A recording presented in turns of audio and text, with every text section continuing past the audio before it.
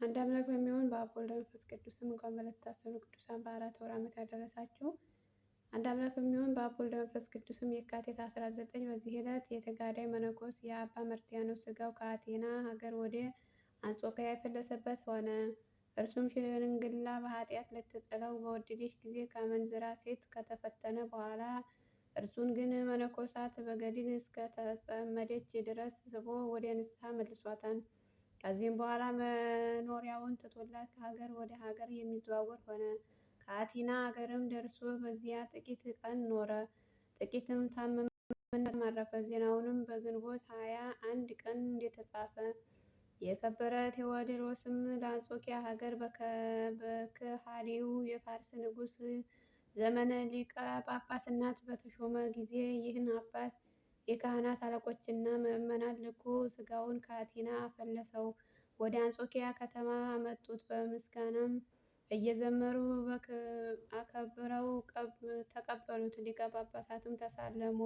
በሳጥንም አድርጎ በቤተ ክርስቲያን ውስጥ አኖረው። በዚህ ዕለትም በበዓሉ አድርጎለታል። ለእግዚአብሔር ምስጋና ይሁን፣ እኛም በጸሎት ይማረን፣ በረከቱ ከእኛ ጋር ትኑር ለዘላለሙ አሜን። የካቲት 19 ቀን የሚከበሩ ቅዱሳን በዓላት ታላቁ አባ መርትያኖስ በዝሙት ላለመሰናከል እግራቸውን በእሳት ያቃጠሉ አባት። ወርኃዊ ቅዱስ ገብርኤል ሊቀ መላእክት፣ ቅዱስ ኤዎስጣቴዎስ ሰማዕት፣ አቡነ አቢይ እግዚእ ጽድቅ፣ አቡነ ሰነ ኢየሱስ፣ አቡነ ዮሴፍ ብርሃነ ዓለም።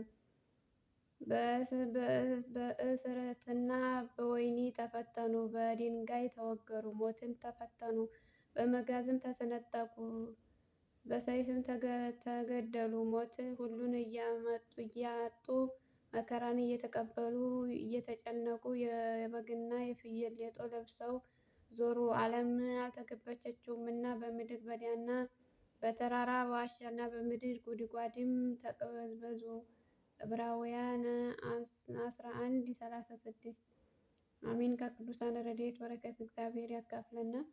አባታችን ሆይ በሰማያት የምትኖር ስምህ ይቀደስ፣ መንግስትህ ትምጣ፣ ፈቃድህ በሰማይ እንደሆነች እንዲሁም በምድር ትሁን። የዕለት ምግባችንን ስጠን ዛሬ፣ በደላችንን ይቅር በለን እኛም የበደሉንን ይቅር እንደምንል። አቤቱ ወደ ፈተና አታግባን ከክፉ ሁሉ አድነን፣ መንግስት ያንተ ናትና ኃይል፣ ክብር፣ ምስጋና ለዘላለሙ አሜን። እመቤታችን ቅድስት ድንግል ማርያም ሆይ መልአኩ በቅዱስ ገብርኤል ሰላምታ ሰላም እንልሻለን። በሐሳብሽ ድንግል ነሽ፣ ከሥጋሽም ድንግል ነሽ።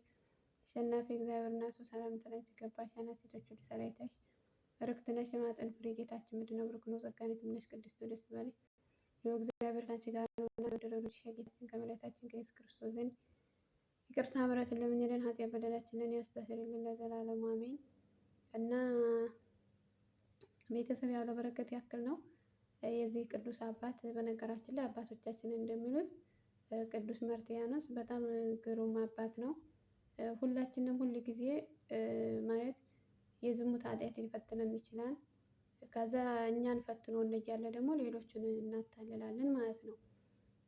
ማለት አሁን አንዳንድ ጊዜ ወደንሽ ወደናችሁ ምን አልናችሁ እያልን ብዙዎችን ወደ ኃጢአት እንስባለን። በመልካችንም ይሁን በቃ በብዙ ነገሮችን ወደ ኃጢአት እንገባለን። እና ይህ አባት ደግሞ አንድ ሴት መጥታ ያው በዝሙት ልትጥለው ስትል እንግዲህ እግሩን ከእሳት የከተተ አባት ነው። እና በጣም ይገርማል። እንግዲህ ቅዱሳን እነሱ ራሳቸውንም ለመንግስት በቅተው ሌሎችንም ለመንግስት ያበቃሉ። እና ያችን ሴትዮ ጥሏት አልሄደም። እና ማለት እሷም እንድትድን ስለሚፈልጉ እሷንም ወደ ንስሐ መልሰው እርሳቸውም ወደ ንስሐ ተመልሰዋል። እና አንዳንድ ጊዜ አባቶቻችን ይህ ያምራን ካሏቸው አይናቸውን በእንትን በማውጫ አውጥተው የሚሰጡ ናቸው። ይህ እግር ያምራን ካሏቸው ደግሞ እንደ አባ መርትያኖስ እሳት ውስጥ የሚጨምሩ ናቸው። እና አንድ አካላቸውን እንኳን የሆነ ሰው መጥቶ ለዝሙት ቢፈልጋቸው ያንን አይንና ያንን እግር ያንን ጥርስ አይሳሱላቸውም። ምክንያቱም ያንን የሰጣቸው እግዚአብሔር ስለሆነ። እነሱም ደግሞ መልካቸውን ትተው ብዙ መንግስትን ሸዋንና ማን ነው።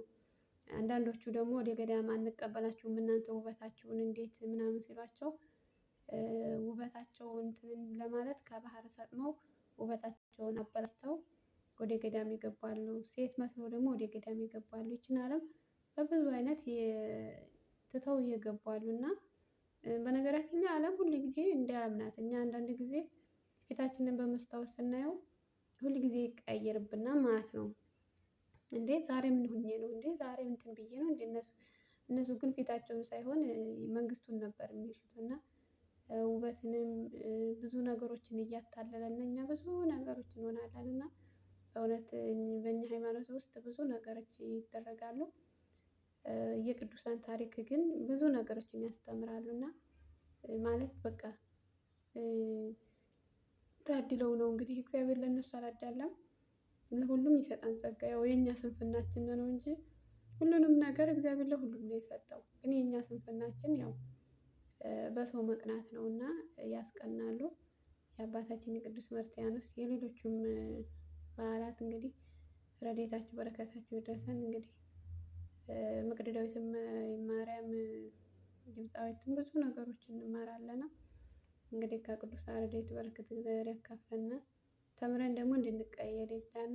ተምረን አለ አይደለ ተምሮ ዝም ብሎ መና ከመሆን ተምሮ እንድንቀየር እግዚአብሔር ይርዳን ነው የምለው። የአባታችን የቅዱስ መርትያኖስ በረከት በሁላችን ይደር። አሜን ብያለሁ።